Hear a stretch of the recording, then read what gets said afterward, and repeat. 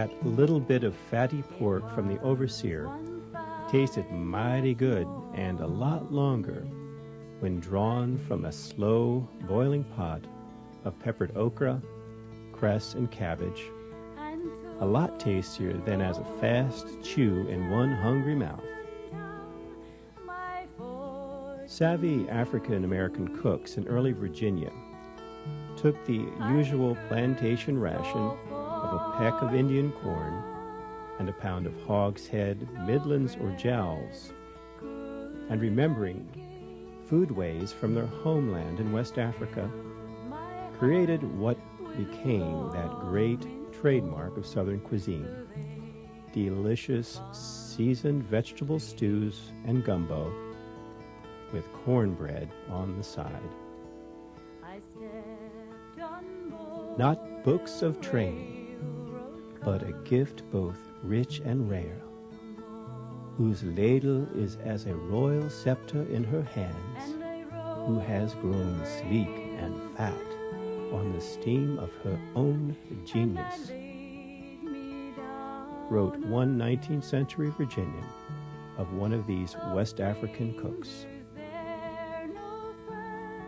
With imitation being the highest form of flattery, Mary Randolph wrote in the early 19th century the renowned cookbook, The Virginia Housewife, introducing to a Euro-American audience for the first time the recipe for turnip greens.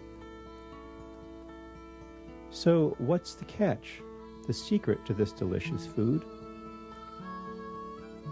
Well, these black cooks had small private vegetable gardens of their own that they cultivated on their one day off, Sunday.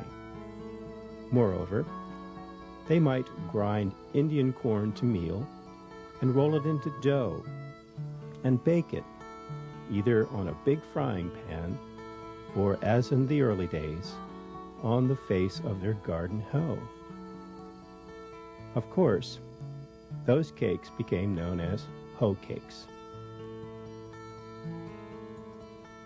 Then, there might be eggplants, also native to Western Africa, and most probably would be fried in the pork fat too.